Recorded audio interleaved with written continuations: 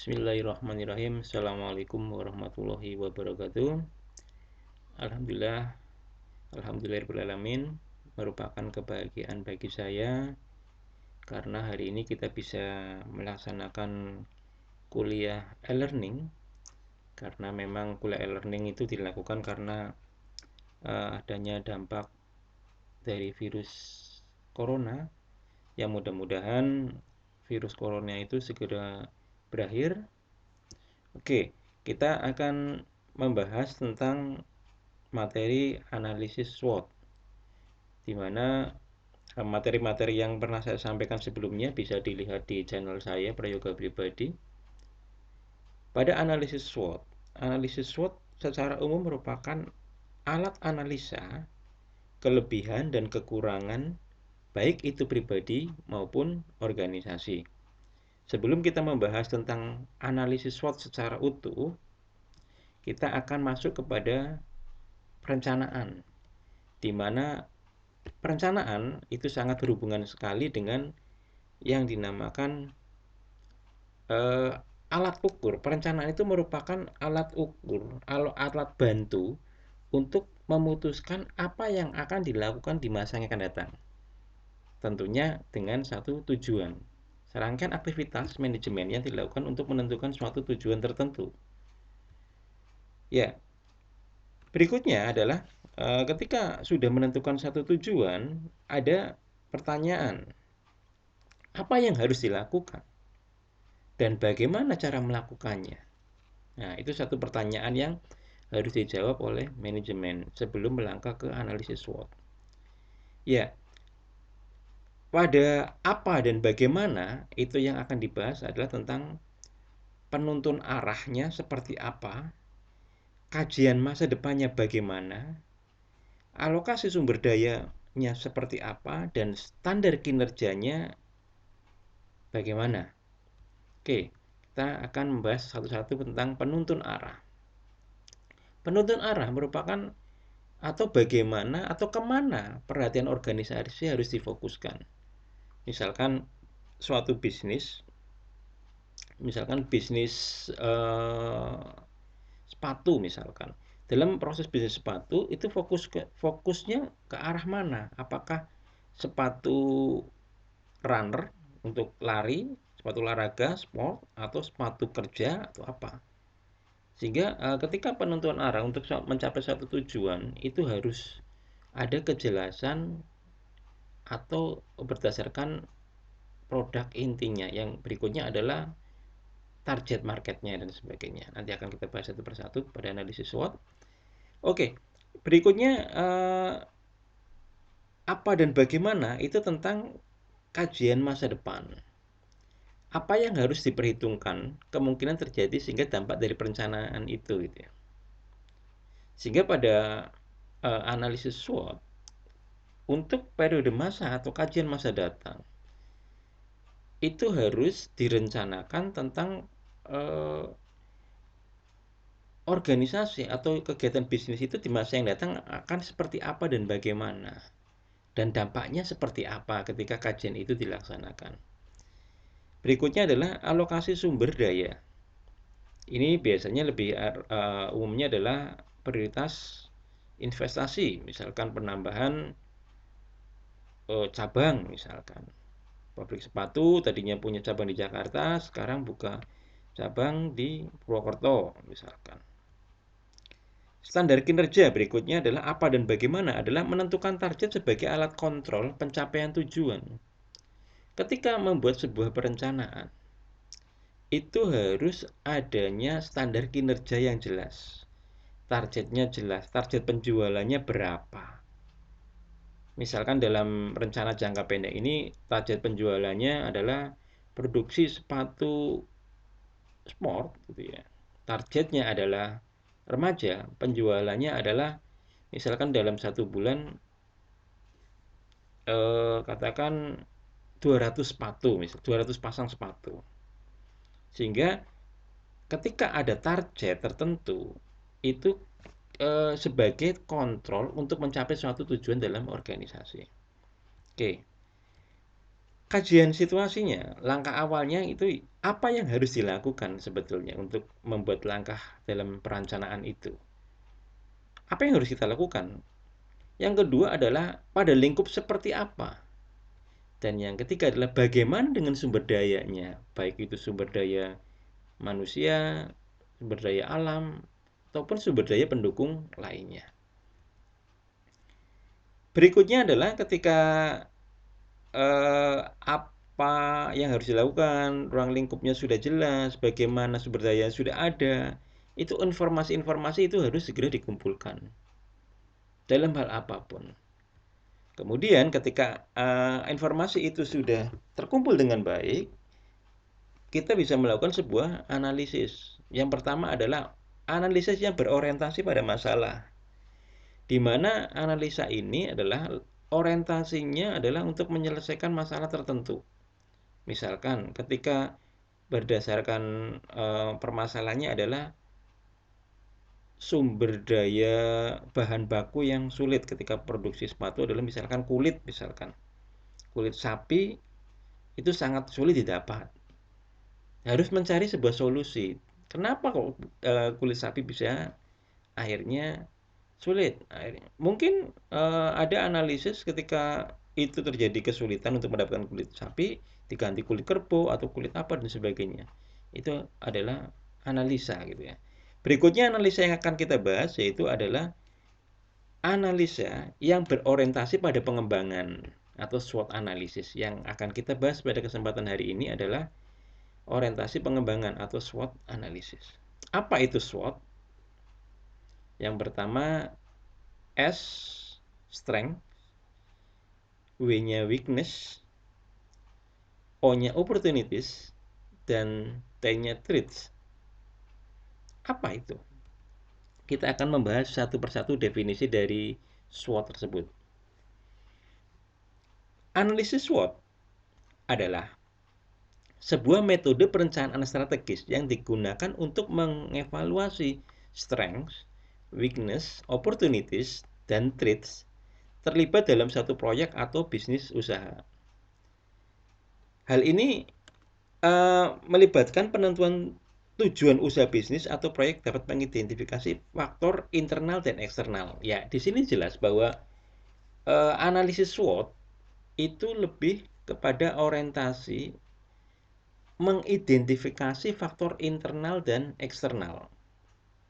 Di mana faktor internal dan eksternal tersebut itu diharapkan untuk dapat memaksimalkan kekuatan dan peluang dan secara bersamaan dapat meminimalisir kekurangan dan ancaman sehingga tujuan organisasi dapat tercapai atau berlangsung dengan baik.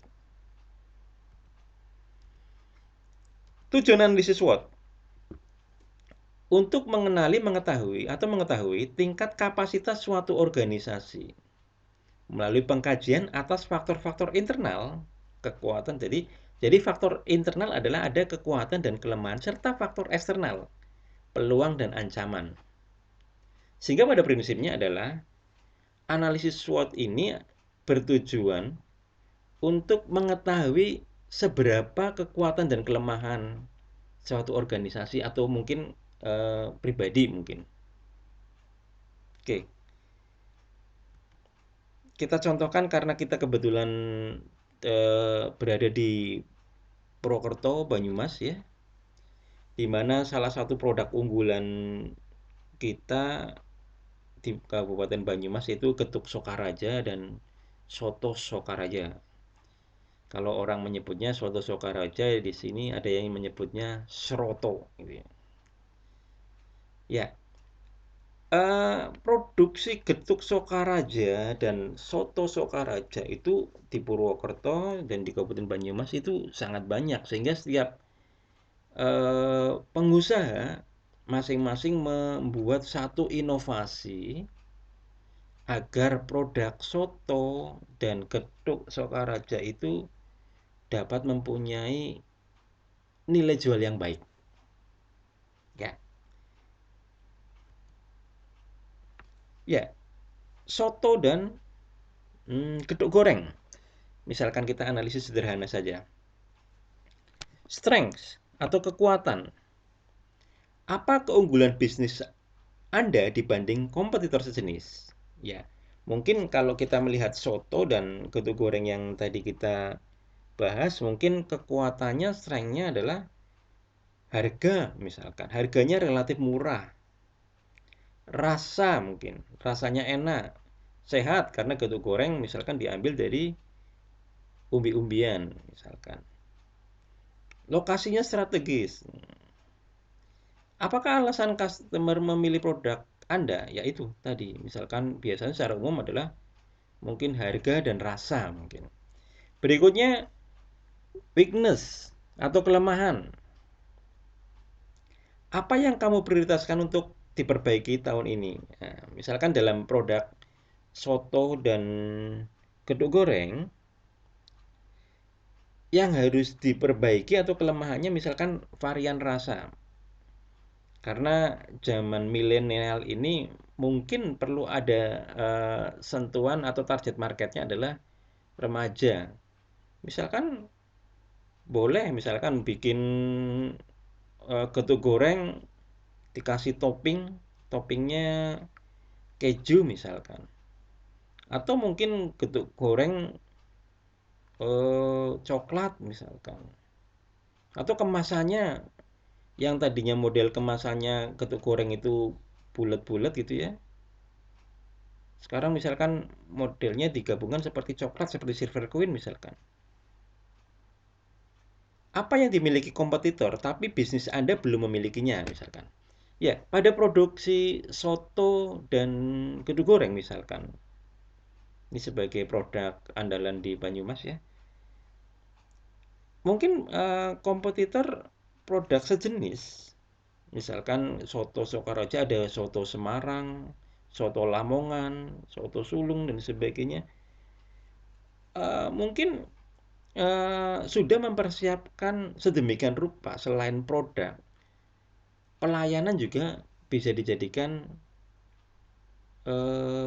unggulan. Dalam hal ini mungkin bisa jadi kelemahan dalam produk soto Sokaraja. Misalkan soto Lamongan itu sudah konsepnya adalah menyasarnya adalah kalau milenial mohon maaf. Ada fasilitas wifi-nya, tempat parkirnya luas, ada live musiknya, ruangan ber-AC dan sebagainya. Berikutnya adalah opportunities atau peluang. Adakah tren ke depan yang potensial untuk bisnis Anda saat ini? Atau ada kerjasama dan sebagainya? Ya, opportunities, peluang. Ketika kita berbicara Purwokerto, Kabupaten Banyumas yang merupakan kota bisa dibilang banyak wisatanya, banyak pendatangnya, dan kota pelajar karena banyak perguruan tinggi ada di sini, sehingga segmen anak muda bisa dijadikan salah satu solusi untuk meningkatkan target atau goals perusahaan tersebut. Ya, jadi peluang sudah cukup banyak karena memang target pasarnya sudah sangat tinggi. Cuman selama ini mungkin sasaran produksi gedok goreng dan sebagainya itu belum menyasar kepada produk kaum milenial misalkan. Berikutnya yang keempat adalah threats atau ancaman. Faktor apa saja yang menjadi faktor eksternal yang dapat mengganggu eksistensi bisnis Anda. Misalkan seperti ini. Yang pertama jelas persaingan kalau faktor menjadi ancaman karena produk soto itu tidak hanya soto Sokaraja saja. Bahkan persaingan antar soto Sokaraja itu pun sangat tinggi. Misalkan gini, di Purwokerto ada soto Jalan Bang, soto Sungep. Punya ciri khas adalah ayam, jago misalkan ininya sebagai dagingnya. Ya, atau mungkin produk kompetitor lain itu banyak soto Semarang, misalkan soto Lamongan yang saya sebutkan tadi. Itu kompetitor sangat tinggi, berlomba-lomba untuk mendapatkan konsumen yang sangat tinggi. Ya, Berikutnya adalah ancaman berikutnya adalah mungkin berkaitan dengan aturan pemerintah, misalkan berhubungan dengan pajak gitu ya. Secara otomatis ketika pajak terhadap rumah makan atau terhadap produk makanan itu menjadi tinggi, maka harga jual akan jadi semakin tinggi. Ketika harga jual semakin tinggi, ada kemungkinan konsumen itu akan berpaling terhadap produk lain karena harganya semakin mahal. Itu contoh sederhananya seperti itu. Oke, kita lanjutkan. Kita sudah membahas bahwa SWOT itu terbagi menjadi SWOT. SW, strength dan weakness, kekuatan, kelemahan, itu adalah bagian dari internal. Di mana internal itu maksudnya bahwa dapat dikelola oleh manajemen secara langsung. Kita bahas satu persatu. Strength, kekuatan, adalah situasi atau kondisi yang merupakan kekuatan dari organisasi atau program pada saat ini. Berikutnya yang kedua adalah weakness, kelemahan adalah kegiatan-kegiatan organisasi yang tidak berjalan dengan baik atau sumber daya yang dibutuhkan oleh organisasi tetapi tidak dimiliki oleh organisasi. Dan sebagai catatannya adalah kelemahan itu terkadang lebih mudah dapat dilihat daripada sebuah kekuatan. Karena pada umumnya ketika kita menganalisis diri kita saja, kita lebih mudah mencari kekurangan kita daripada mencari kelebihan kita. Namun ada beberapa hal yang menjadikan kelemahan itu tidak diberikan solusi. Ya, kadang-kadang kita sudah tahu kelemahan yang ada pada kita atau pada proses bisnis yang kita lakukan, tapi kadang-kadang kita tidak pernah mencoba mencari solusi apa yang harus kita lakukan untuk menutupi kekurangan tersebut. Pada prinsipnya adalah strength dan weakness, kekuatan dan kelemahan ini seharusnya bisa dikelola oleh manajemen atau diri kita sebagai pelaku bisnis. Berikutnya adalah OT. Itu merupakan faktor eksternal, opportunity, kesempatan, dan threats, ancaman, merupakan faktor eksternal. Di mana faktor eksternal itu bisa secara tidak langsung tidak bisa berpengaruh atau dipengaruhi oleh manajemen atau diri kita karena faktornya eksternal. Oke, opportunity atau kesempatan adalah faktor positif yang muncul dari lingkungan atau luar dan memberikan kesempatan bagi organisasi atau program kita untuk memanfaatkannya. Ya, pada prinsipnya adalah opportunity adalah merupakan faktor eksternal di mana merupakan salah satu nilai value, nilai lebih untuk perusahaan bisa berkembang. Karena adalah kesempatan itu bisa terbuka luas jika organisasi bisnis yang teman-teman kelola misalkan itu dapat ditangkap dengan baik. Berikutnya adalah threats, ancaman. Adalah faktor negatif dari lingkungan yang memberikan hambatan.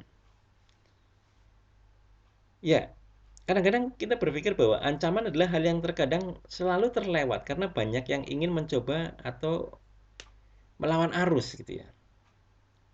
Gini, maksudnya seperti ini. Kadang-kadang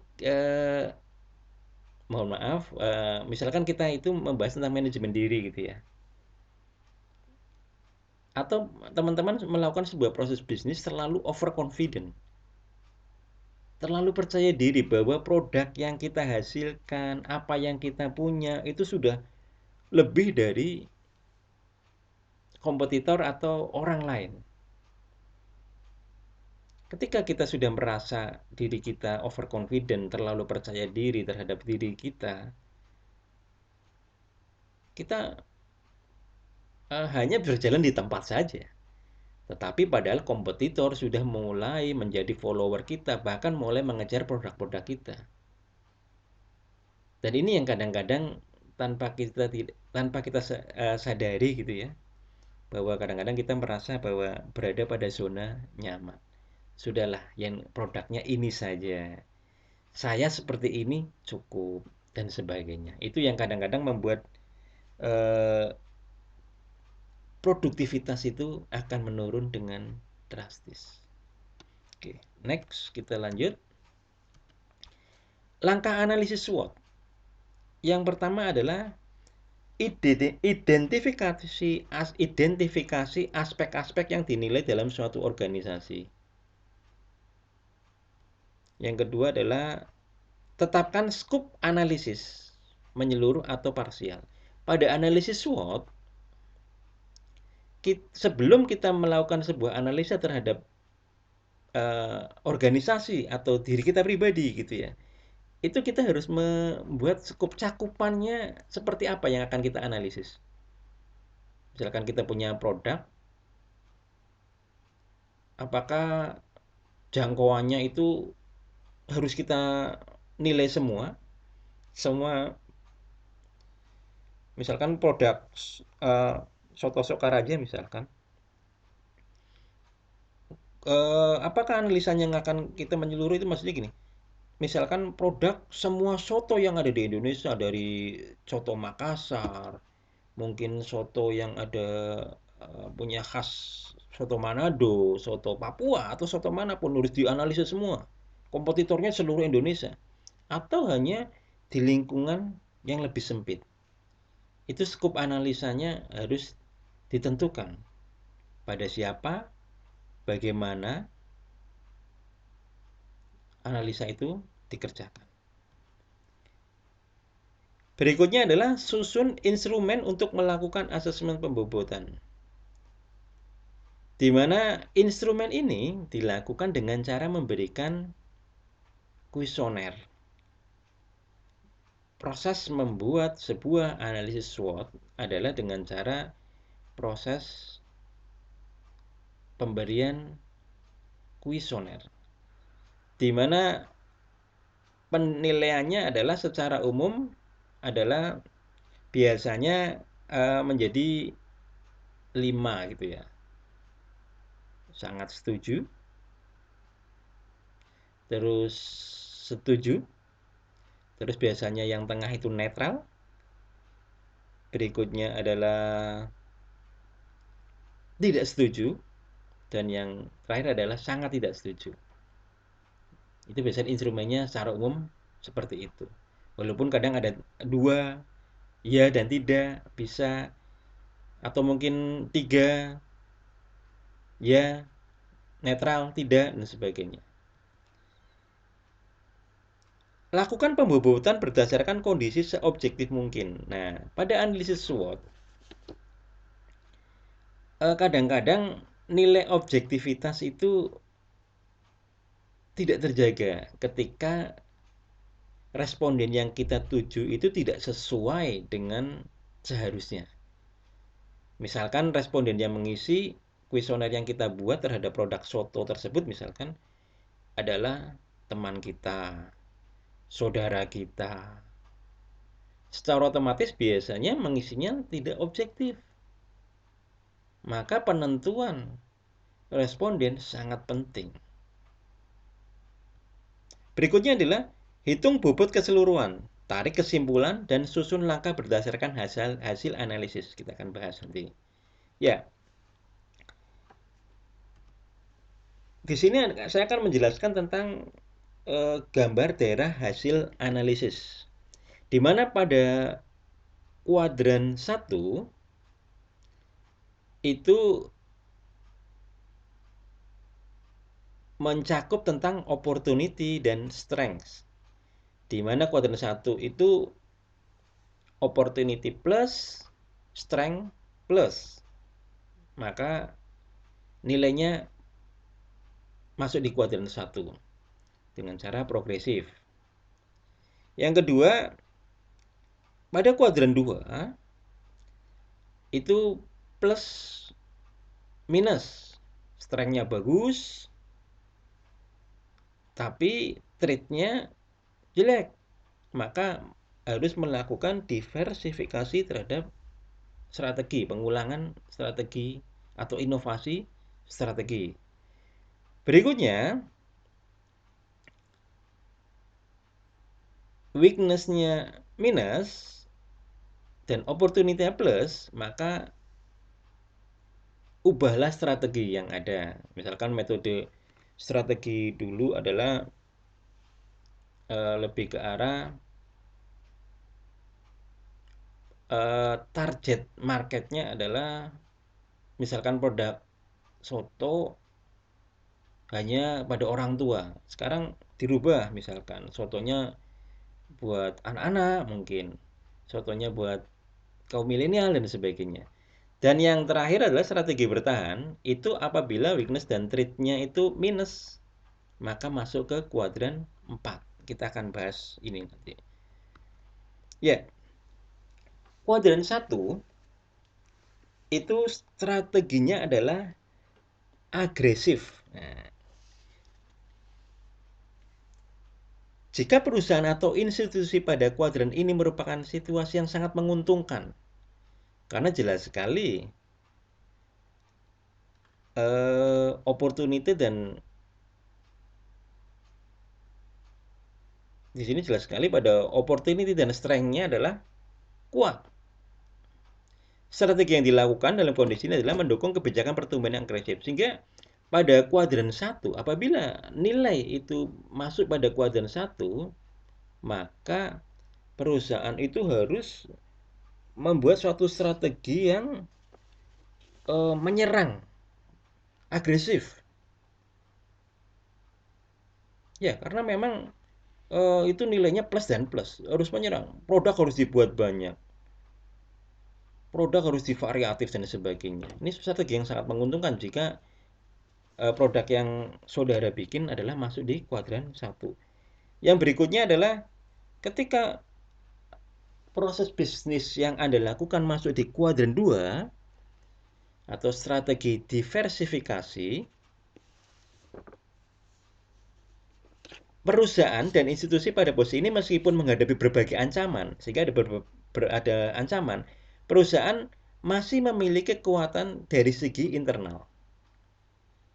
Strategi yang harus diterapkan adalah menggunakan kekuatan untuk memanfaatkan peluang jangka panjang dengan cara strategi yang diverifikasi baik produk ataupun pasar. Ya, seperti ini.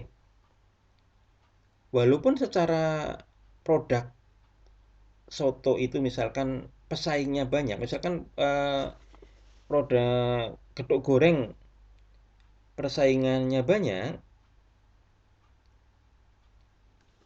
itu masih cukup menguntungkan karena memang secara kekuatan internalnya masih cukup bagus. Karena perlu adanya inovasi terhadap produk misalkan. Inovasinya seperti apa? Pada strategi diversifikasi yaitu ketika ya tadi saya contohkan adalah ketika produk gedung goreng misalkan dibuat aneka macam rasa, misalkan rasa duren, mungkin rasa alpukat, atau ada topping seperti apa, bentuknya dirubah, kemasannya dikemas dengan packagingnya cukup bagus. Itu proses strategi diversifikasi. Sehingga konsumen itu merasa bahwa produk tersebut ada satu variasinya. Berikutnya adalah begitu masuk kuadran 3, weakness dan opportunity, perusahaan atau institusi atau organisasi dalam menghadapi peluang pasar yang sangat besar, tetapi di pihak lain menghadapi kendala atau kelemahan. Dia punya kelemahan. Fokus strategi perusahaan atau organisasi ini adalah meminimalkan masalah-masalah internal sehingga dapat merebut peluang pasar dengan baik. Maksudnya gimana? Ubah strategi. Tadi sudah saya menyampaikan. Atau misalkan ketika ada permasalahan internal, hubungan antara karyawan dengan pemilik organisasi atau dengan pimpinan itu harus dibereskan terlebih dahulu. Sehingga ketika proses itu sudah berlangsung dengan baik, maka baru kepada eksternal harus diperbaiki pula.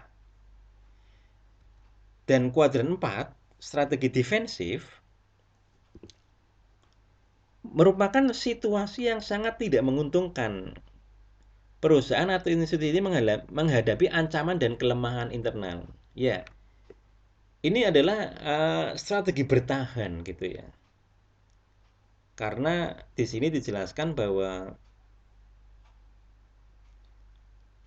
secara internal itu sudah tidak baik karena perusahaan mempunyai kelemahan atau organisasi mempunyai kelemahan, secara eksternal juga tidak bagus. Solusinya gimana ketika pada ini? Ya harus bertahan. Harus bertahan di mana proses bertahannya itu adalah dengan memperbaiki secara bertahap. Karena harus strategi defensif ya, karena kalau misalkan kita tidak bisa membuat suatu strategi defensif, maka ada kemungkinan perusahaan itu akan tutup atau organisasi itu akan tidak mendapatkan keuntungan. Maka harus secara perlahan memperbaiki itu. Permasalahannya, yang pertama adalah analisis SWOT itu ternyata walaupun ini alat ukur, alat analisa yang paling sering digunakan, tetapi memang ada beberapa kendala atau permasalahan atau keterbatasan yang dihadapi. Yang pertama adalah rentan terhadap penyalahgunaan dan analisa yang dangkal karena hanya menggunakan satu level analisis. Maksudnya gimana? Bahwa ada kemungkinan tadi sudah saya bahas tentang objektivitas yang kurang tepat. Sehingga kalau untuk membuat satu kajian lebih akurat lagi, boleh melakukan kombinasi selain analisis SWOT dengan analisa yang lain. Nanti teman-teman akan mendapatkan materi tentang analisa yang lain. Apa contohnya analisa lain selain analisis SWOT gitu ya? Misalkan analisa critical success factor misalkan. Atau System Development Life Cycle (SDLC). Atau analisa lain, Rapid Application Development (RAD). Balance Scorecard mungkin. Atau Value Change. Jadi banyak, bisa dikombinasikan untuk mendapatkan hasil yang lebih akurat. Ketika hasil analisis SWOT seperti ini dibandingkan dengan analisis lain, misalkan balance scorecard misalkan, itu tepat atau tidak. Sehingga semakin banyak analisa yang teman-teman gunakan, itu kemungkinan validitas terhadap suatu analisa itu akan menjadi lebih baik. Yang kedua, analisis SWOT menghasilkan daftar yang panjang karena responden yang diberikan adalah cukup banyak. Faktor yang sama dapat ditempatkan dalam dua kategori karena perbedaan cara pandang. Ya, misalkan gini. Harga murah itu bisa jadi kekuatan, tapi juga bisa menjadi peluang. Itu harga. Atau misalkan apa misalkan ya? Lokasi. Lokasi itu bisa jadi kekuatan atau bisa jadi peluang juga dan sebagainya. Itu juga bisa masuk ke dalam beberapa masuk ke dalam beberapa analisis tadi. Sehingga disarankan adalah teman-teman mempelajari proses analisa lain selain analisis SWOT. Tidak ada kewajiban untuk menguji opini dengan data dan analisis. Ya, karena memang ketika sudah keluar produknya adalah sudah selesai. Maka perlu adanya kajian dengan analisa yang lain. Ya. Yang berikutnya adalah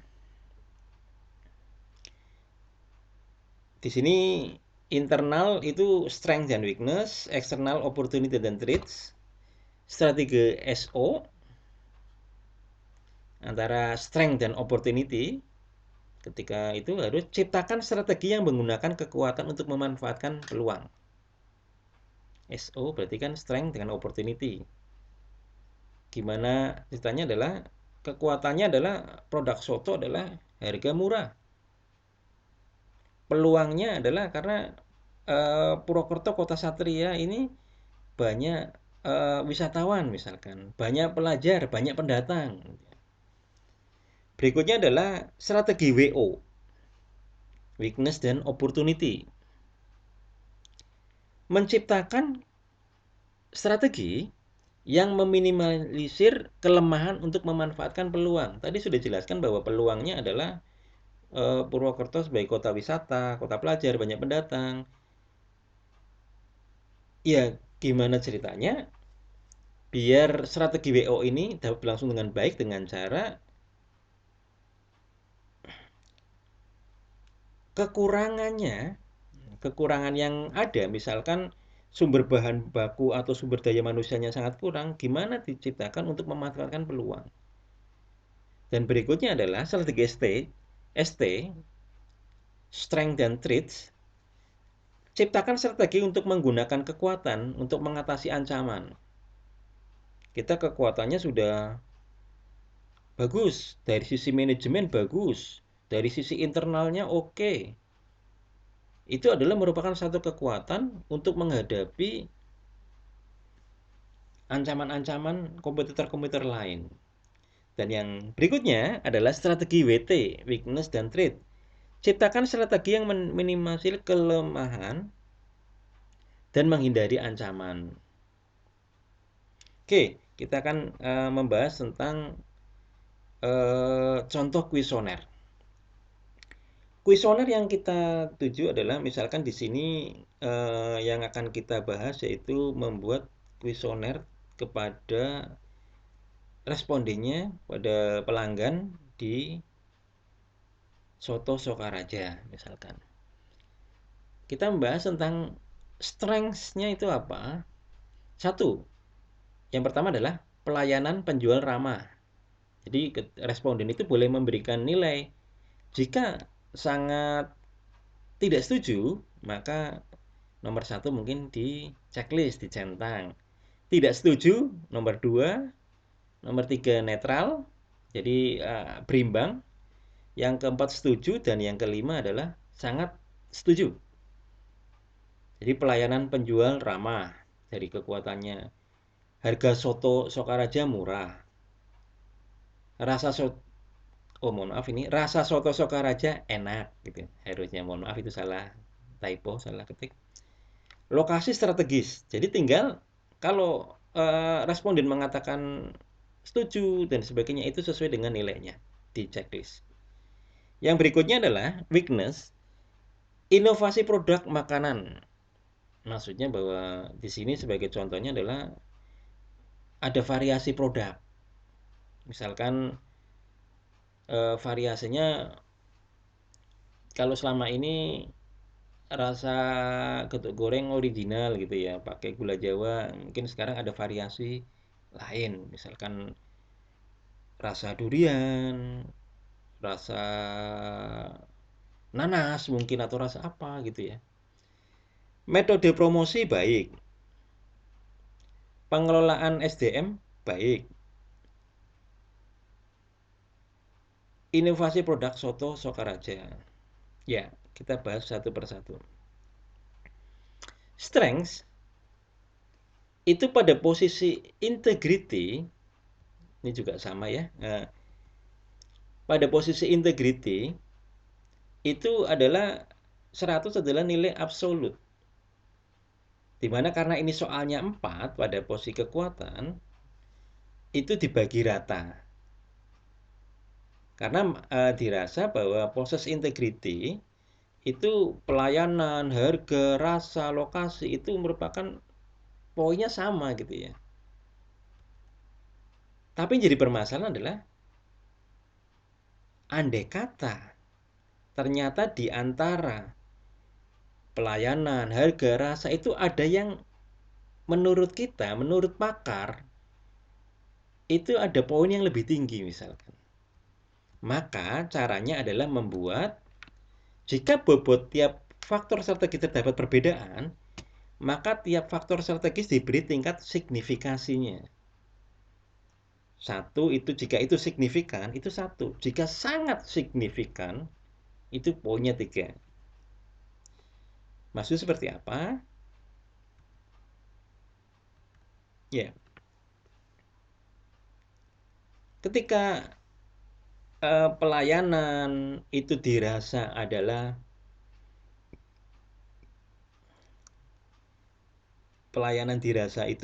sangat penting sekali secara signifikan, maka ditulis 3. Harga dan rasa itu secara umum adalah karena konsumennya ada banyak mahasiswa gitu ya, yang itu jelas signifikan umumnya. Harga murah, rasa enak, banyak gitu ya misalkan. Biasanya menulis signifikasinya adalah 3.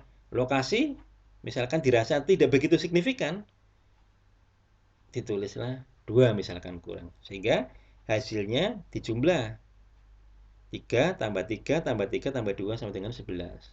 Sehingga untuk mengisi integritinya adalah 3 sebagai angka signifikasi dibagi 11. 11 itu jumlah signifikasi dikali 100. Sama 3 dibagi 11 dikali 100. 3 kali 11 kali 100 untuk rasa. Dan untuk lokasi 2 dibagi 11 dikalikan 100. Jumlahnya harus ada 100%. Ini pun sama, weakness pun sama. Misalkan 2, 2, 3, 2. Misalkan inovasi dan sebagainya. Itu sama, harus jumlahnya 100. Ini hasil yang sudah kita hitung. Di sini tadi kan 2 dibagi 9 dikali 100. Pelayanan, harga, rasa, lokasi itu sudah ada dikasih nilai. Jumlah integritinya adalah 100. Ini juga kita hitung. Sama, jumlahnya adalah 100. Yang kita pikir adalah bagaimana cara menghitung rating gitu ya. Rating itu didapatkan berdasarkan rata-rata responden memberikan nilai. Misalkan dari 10 responden yang memberikan penilaian terhadap pelayanan penjual ramah gitu misalkan. Itu rata-ratanya 4 misalkan. Harga soto rata-rata 4,5, rasa soto. Sehingga dijumlah semuanya, misalkan respondennya 10, pertanyaan nomor 1 dijumlah semua dibagi responden itu. Sehingga keluar average atau rata-rata. Udah keluar 4, 4,5, 3,75, dan 4. Sehingga skornya adalah integrity dikalikan rating. 27,27 dikalikan 4, maka keluarlah 109,09. Harga 27,27 kali 4,5 sebagai rating atau rata-rata responden menjawab. Hasilnya adalah 122,73. Dan seterusnya ke bawah, sehingga skor itu dijumlahkan. Pada strength adalah 406,82 misalkan. Pada posisi weakness setelah dihitung 375,00 lah, kebetulan angkanya bulat ini ya. Ya. Opportunity dan threat pun dilakukan pertanyaan sama. Misalkan secara skor sudah dihasilkan. Nanti kita langsung ringkas saja biar cepat. Opportunity-nya adalah 314,2 misalkan. Threats-nya adalah skornya adalah 362,77. Maka S dikurangi W, strength, kekuatan dikurangi kelemahan dibagi 2 sama dengan 406,82 dikurangi 375 dibagi 2, maka 300 31,83 dibagi 2 sama dengan 15,91. Itu yang pertama.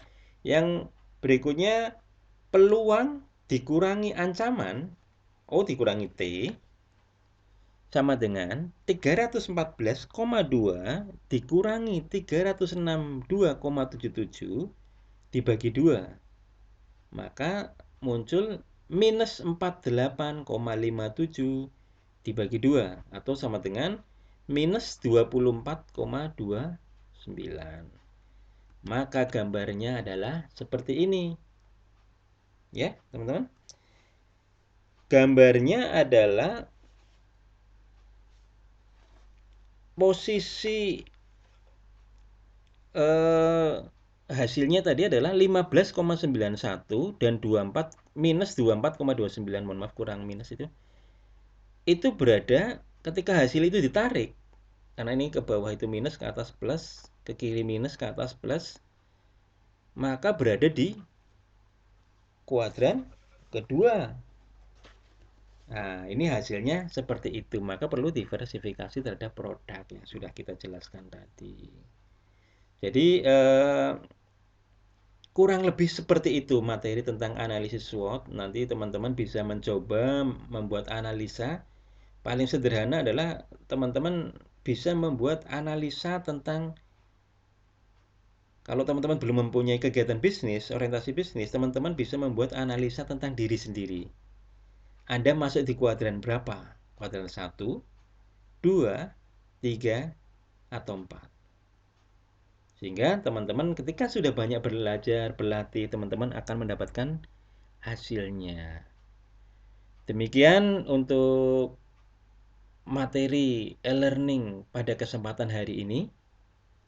Saya berdoa semoga teman-teman sukses selalu, dan mudah-mudahan materi yang kita ajarkan ini dapat bermanfaat bagi kita semuanya. Mohon maaf barangkali dalam penyampaian materi tidak jelas atau kurang paham, bisa ditanyakan secara langsung. Demikian saya akhiri, akhirul qouli. Wassalamualaikum warahmatullahi wabarakatuh.